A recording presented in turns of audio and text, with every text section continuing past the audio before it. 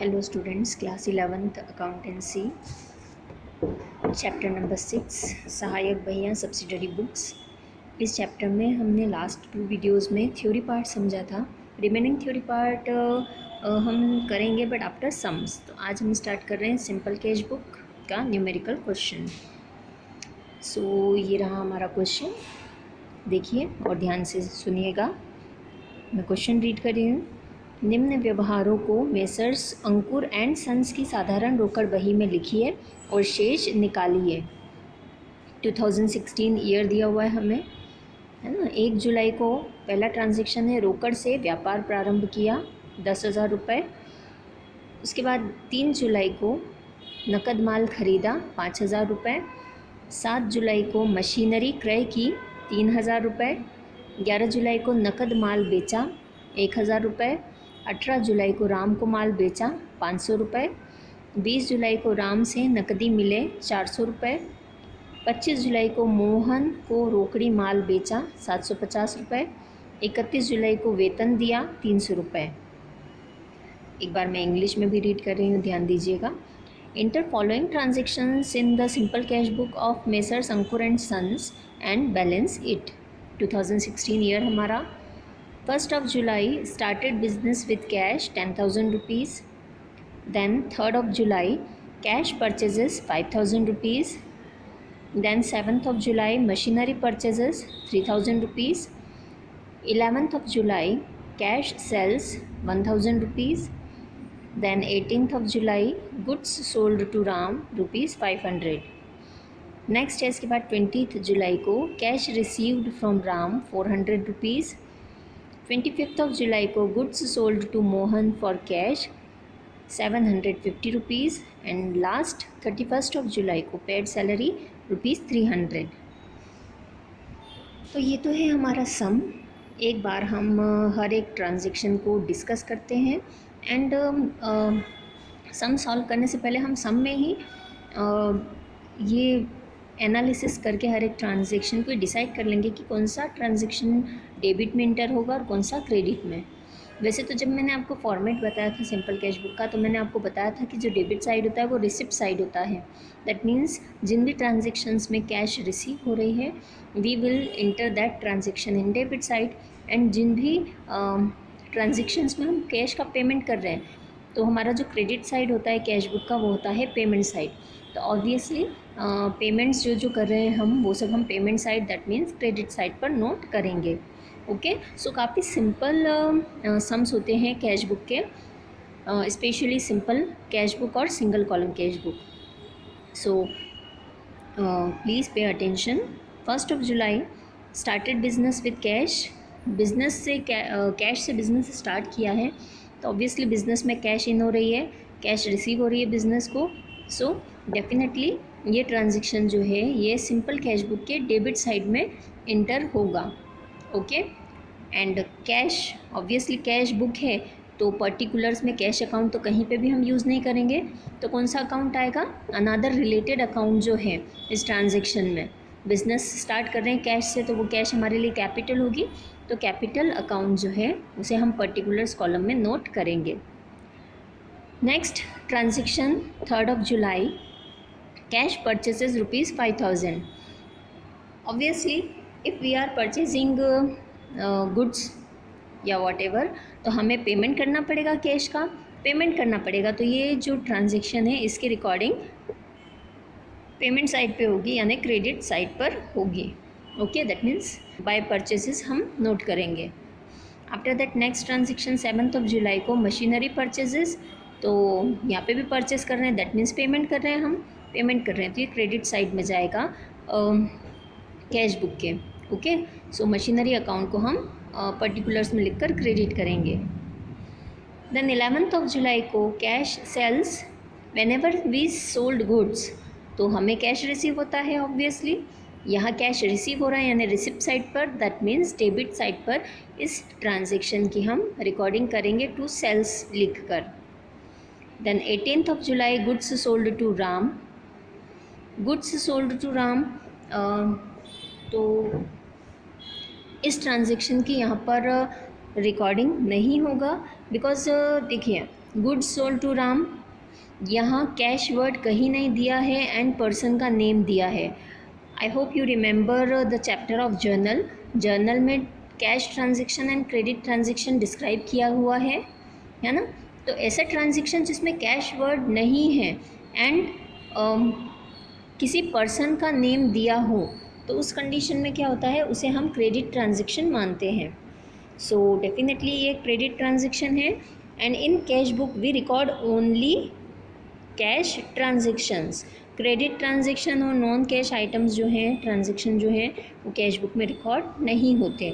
Okay, सो हम इसको skip कर देंगे और हम सम के बाद में इससे रिलेटेड एक नोट डाल सकते हैं that because of credit nature transaction it is not recorded in cash book. Okay, अब इसके नेक्स्ट जो है 20th of July, cash received from Ram.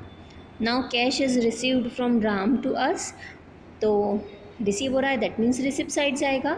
And किससे रिसीव हो रहा है, राम से, तो राम का अकाउंट पर्टिकुलर्स में हम नोट करेंगे। देन 25th ऑफ जुलाई को goods sold to Mohan for cash. Now pay attention here, look, इस ट्रांजेक्शन में क्या बोला है, goods sold to Mohan for cash. Person का नाम दिया है बट यहाँ पर कैश वर्ड भी है, दैट मीन्स ये एक कैश ट्रांजेक्शन है। ओके, एंड गुड्स सेल किए हैं तो ऑब्वियसली कैश हमें रिसीव होगी तो ये रिसिप्ट साइड पे नोट होगा और सेल्स अकाउंट पर्टिकुलर्स में हम लिखेंगे। Okay, the last one is 31st of July, paid salary. Paid यानी पेमेंट, पेमेंट यानी क्रेडिट साइड पर। ओके, सो क्रेडिट साइड पर हम बाय सैलरी करके इस ट्रांजेक्शन की रिकॉर्डिंग करेंगे। ओके, होप सो आपको इस सम समझ में आया होगा। Now we have to move towards solution. Solution में first of all we have to write the heading as I told you always. In the books of messrs Ankur and sons simple cash book, ये हमारी heading है। Left hand side हमारा है receipt side और debit side, and right hand side है credit side और payment side. Okay, columns मैं already आपको फॉर्मेट थ्योरी में समझा चुकी हूँ, बट स्टिल एक बार मैं आपको बता रही हूँ, ध्यान दीजिए। Date, particulars, voucher number, ledger folio, amount, again date, particulars, voucher number, ledger folio and amount. Now we have to write the transaction in this format. So year है हमारा 2016, डेट के कॉलम में हम नोट करेंगे। After that one by one हम transaction की recording करते जाएंगे। फर्स्ट ट्रांजेक्शन था हमारा 1st of July, started business with cash. तो बिजनेस स्टार्ट किया, दैट मीन्स कैपिटल है ये हमारे लिए। डेट डालेंगे डेट के कॉलम में 1st of July, and particulars में हम लिखेंगे to capital account.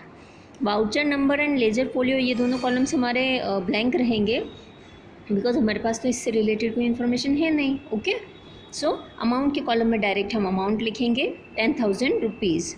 After that 3rd of July को कैश परचेजेस, ये आएगा पेमेंट साइड पर। डेट के कॉलम में हम डेट डालेंगे 3rd of July, and particulars में लिखेंगे हम by purchases account. Then amount के कॉलम में आ जाएगा अमाउंट इस ट्रांजेक्शन का, that is 5,000 rupees. Now next transaction is 7th of July, machinery purchases. Machinery purchase की है, पेमेंट साइड पे आ जाएगा। Date 7th of July, date के कॉलम में। पर्टिकुलर्स में हम लिखेंगे क्या परचेज़ किया है हमने, मशीनरी। ये एसेट है इसलिए यहाँ पे एसेट का नाम आएगा। Okay, by machinery account. Amount आ जाएगा 3,000 rupees. Now next transaction is 11th of July, नकद माल बेचा, cash sales. So receipt side पे आ जाएगा। 11th ऑफ जुलाई को पर्टिकुलर्स में हम लिखेंगे टू सेल्स अकाउंट, और अमाउंट है इस ट्रांजेक्शन का 1,000 rupees. Now the next transaction 18th of July, goods sold to Ram, ये क्रेडिट ट्रांजेक्शन है। We will not record this transaction in cash book. Then next 20th of July, cash received from Ram, receive हुआ है, receipt side पे आ जाएगा। Date के column में लिखेंगे हम 20th जुलाई, एंड पर्टिकुलर्स में आ जाएगा किसके अकाउंट से रिसीव हो रहा है, Ram's account. So to Ram हम पर्टिकुलर्स में लिखेंगे, और हमें रिसीव हो रहे हैं 400 रुपीज़, तो हम अमाउंट के कॉलम में 400 रुपीज़ नोट करेंगे। Now the next transaction 25th of July, goods sold to Mohan for cash. Good sale किए हैं, दैट मीन्स रिसीव होगा हमें यहाँ पे अमाउंट। तो रिसिप्ट साइड पर हम लिखेंगे date 25th of July, amount हो जाएगा हमारा पर्टिकुलर्स में हम लिखेंगे to sales account and amount के कॉलम में आ जाएगा 750 rupees. Now 31st of July paid salary, payment कर रहे हैं यानी पेमेंट साइड पे आएगा। डेट के कॉलम में लिखेंगे हम 31st of July by salary account और अमाउंट 300 रुपीज़ हम पेमेंट साइड पे अमाउंट के कॉलम में नोट करेंगे 300। Okay, now we have to total, because सारे ट्रांजेक्शन कंप्लीट हो गए, so we have to total both the sides and find out the balance. And obviously cash book है तो इसका डेबिट साइड का टोटल ऑलवेज ग्रेटर होता है, बड़ा होता है। तो डेबिट साइड का जो हमारा टोटल है वो आ रहा है 12,150। एंड आप देख सकते हैं क्रेडिट साइड के जो 3 ट्रांजेक्शन थे only, purchase, machinery and salary, इन तीनों का अगर आप टोटल करोगे तो 8,300 आएगा। ओके, सो 12,150 में से हम 8,300 माइनस करेंगे तो हमारा जो बैलेंस निकलेगा वो होगा 3,850 रुपीज़। ओके, मंथ के एंड में, यानी देखो हमारा डेबिट साइड का टोटल ज़्यादा है, क्रेडिट साइड का कम है, हमें दोनों को बैलेंस करना है तो बैलेंस का अमाउंट हम क्रेडिट साइड में लिखेंगे। Okay, I have explained you earlier that ledger के टाइम दैट जिस साइड का टोटल ज़्यादा होता है बैलेंस को हम उसी नाम से प्रोनाउंस करते हैं। लाइक डेबिट साइड का टोटल यहाँ ज़्यादा है तो ये जो बैलेंस निकला है हमारा 3,850, इसे डेबिट बैलेंस बोला जाएगा। Okay, so 31st of July payment side पर लिखेंगे, पर्टिकुलर्स में हम लिखेंगे बाय बैलेंस CD और अमाउंट के कॉलम में 3,850 रुपीज़। दोनों साइड का हमारा टोटल अब इक्वल हो गया है 12,150 and 12,150। Now we have to transfer. Next हमने बैलेंस को क्रेडिट साइड में लिखा था बिकॉज उस साइड का टोटल कम था, ठीक है, बट वो डेबिट बैलेंस से नेक्स्ट मंथ हम उसे डेबिट साइड में ट्रांसफ़र करेंगे। सो डेट के कॉलम में डेट आ जाएगी 1st ऑफ अगस्त, पर्टिकुलर्स में हम लिखेंगे to balance brought down and amount आ जाएगा हमारा 3,850। ओके, सो आई थिंक आपको लेजर चैप्टर से टोटल करना, बैलेंस करना ऑलरेडी क्लियर्ड होगा। सो यहाँ पे भी आपको ज़्यादा दिक्कत नहीं आएगी, प्रॉब्लम फेस नहीं करना पड़ेगी। ओके, होप से आपको समझ में आया होगा। Thank you.